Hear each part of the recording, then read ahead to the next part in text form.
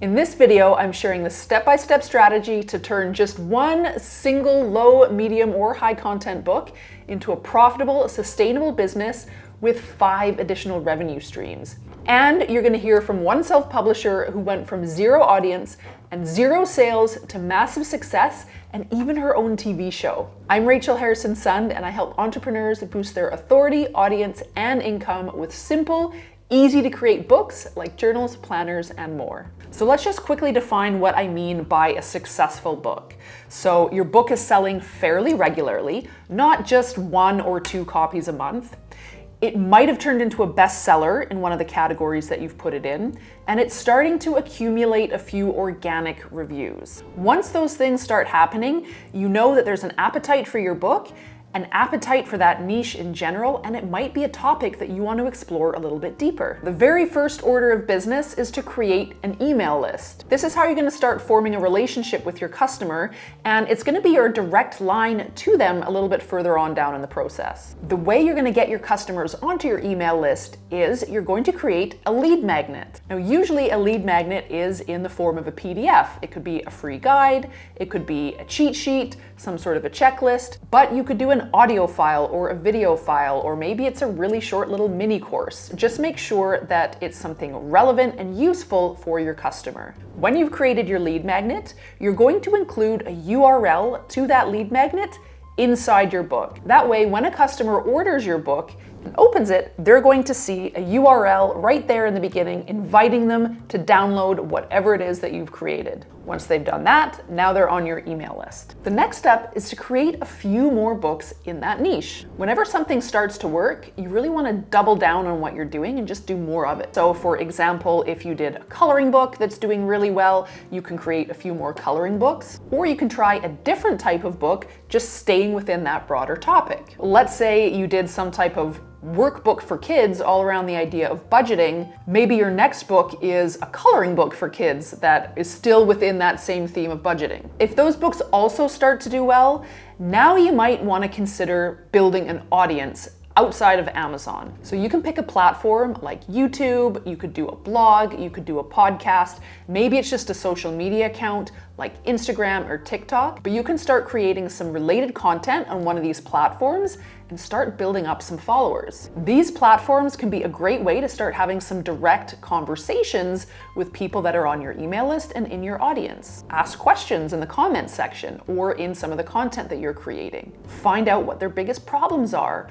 what the biggest challenges they're facing are. Those can start seeding some ideas for how you're going to help solve those problems later on down the line. Now, with this foundation in place, now you're ready to start thinking about introducing a few additional revenue streams. Now, probably the easiest one to get going right off the bat is affiliate marketing. And there are a couple of different ways you can go about it. The easiest one is to become an Amazon affiliate. Now, if and when you create some other books on KDP and you email your list to promote those books, you can actually include an affiliate link to your book. So what that means is, if someone decides to buy your book through your affiliate link, not only are you going to get paid for your book, Amazon's also going to pay you an affiliate commission because they've clicked on that affiliate link. Now, if there's other related products on Amazon that you would like to promote to your list, you can include links to those as well. But it doesn't have to be just related to Amazon. You can become an affiliate partner for any product or service that is related to the niche that you're working in. We're finally on to the final step here, which definitely has the most revenue generating potential for you, and that is to create your own product or service. By this point,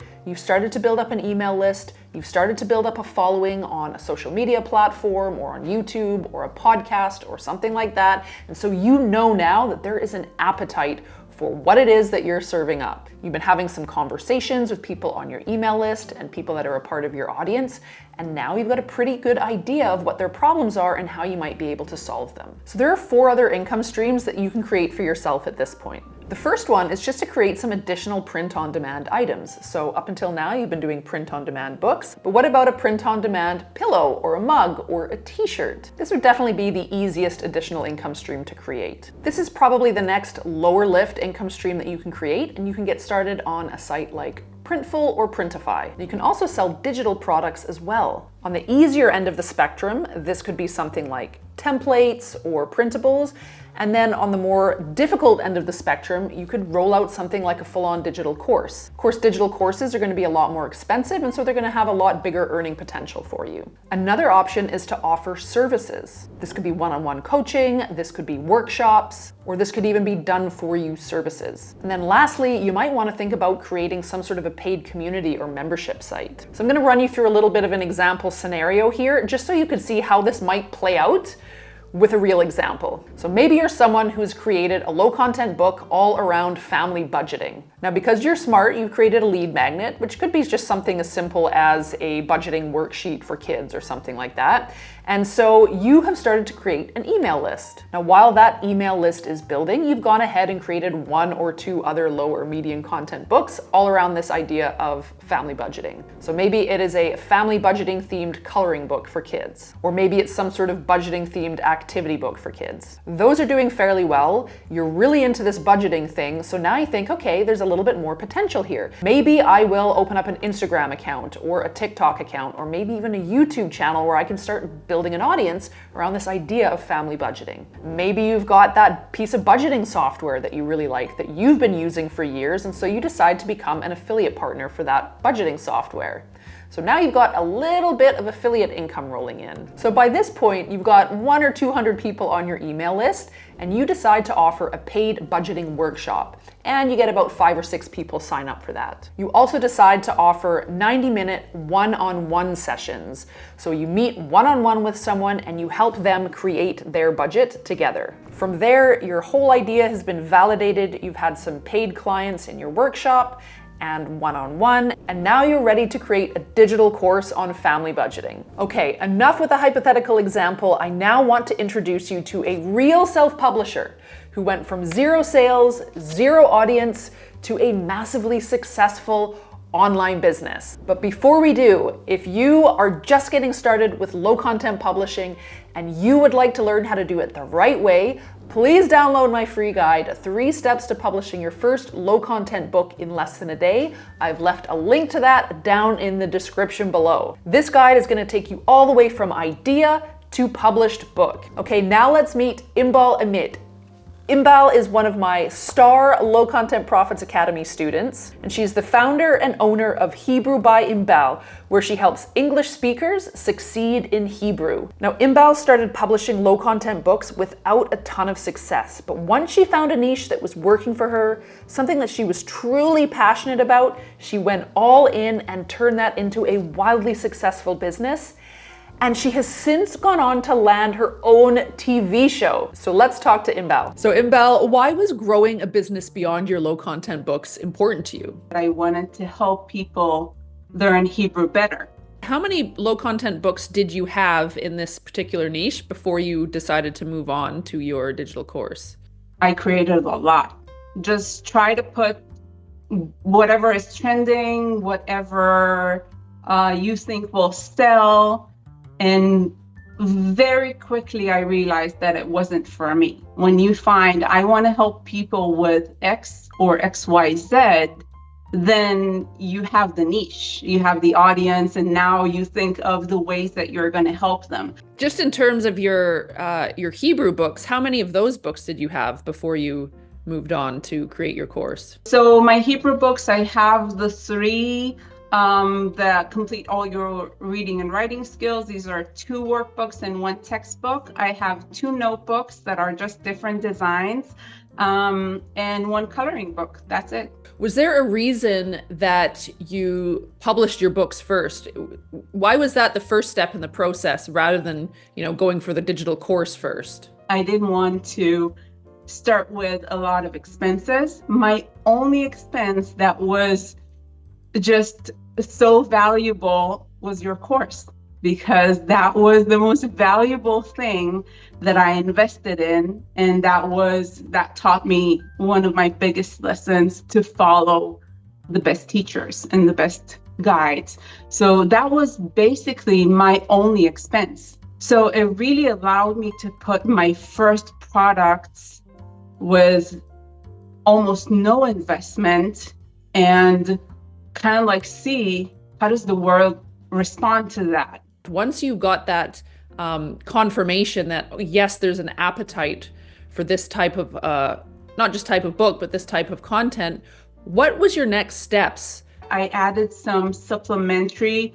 items like Hebrew notebooks that were like my books right to left with an alphabet sheet that matched my approach that is unique. So I wanted everything to match because I really teach different. I created everything from scratch. And I added in a coloring book because I had some experience with that. So I was like, why don't we have some fun with it? I went to my next step, which I think is one of your most important assets as an entrepreneur, which is an email list. In the book, I said, if you have any question, this is my email and this is how you ask me. I created some videos for you. So here's the link in the books where you can practice with me reading and writing. So I already had all these links. I said, okay, now I want these links to be directed to a website, and I want an email list, and I need a freebie for an email list. So that was kind of like the trio of the next project. So I created a freebie, and it really nurtured the people who in the future would maybe be interested in my conversational course that wasn't born yet. So my freebie was directed to that, to nurturing the people who wanted to speak and not only read and write or not read and write at all. So it was creating my freebie, putting out a quick and dirty website to the best of my ability as a perfectionist. It's still my website. I still tweak it and improve it, but I haven't changed it till today. And it was starting to send out emails once a week, which I still do till this day because I think value and consistency are key. So every Sunday, there's an email that comes out, and it's usually a lesson or a tip or a promotion or some kind of value for my audience. After I finished that project, I went on to YouTube and social media. And I had my YouTube video where still till this day, every week I have a 5 to 10 minute Hebrew lesson that is connected to my email list.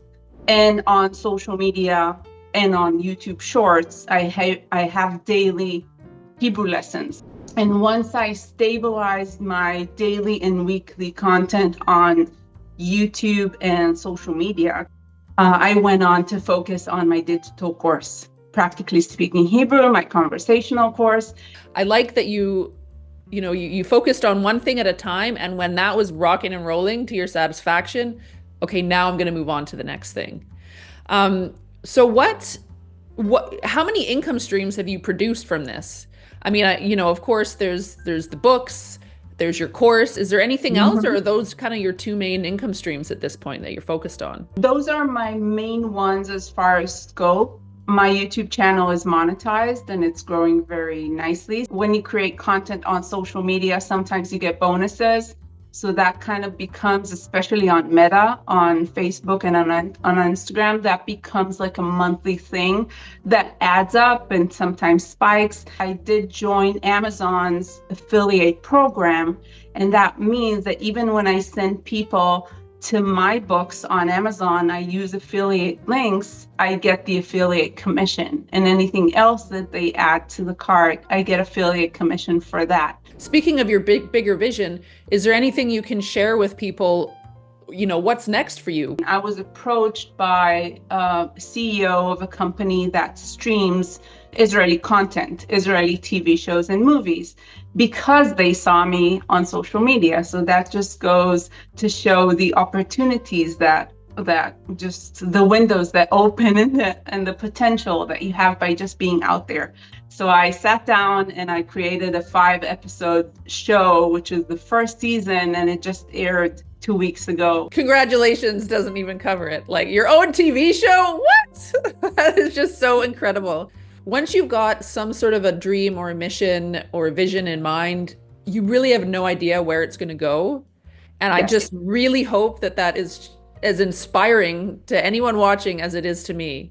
Because sometimes we just don't allow ourselves to dream big enough. And even when you think you have, you really don't know what could possibly be coming next. I would say find the best teachers on how to execute it, that is priceless. You will save so much time, money, heartache, mistakes. Find the best teacher and try to see what is the value that you want to provide. See if that's something that the niche really wants and needs. See how you can really provide them with what they want, and then try to execute it the best way possible.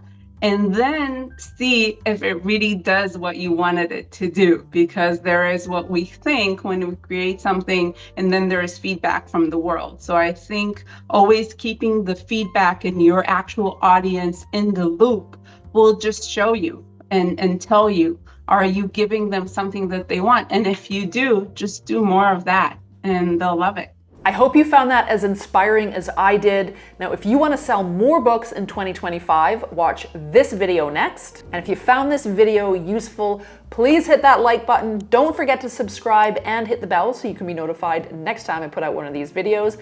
Thank you so much for watching. We'll see you next week.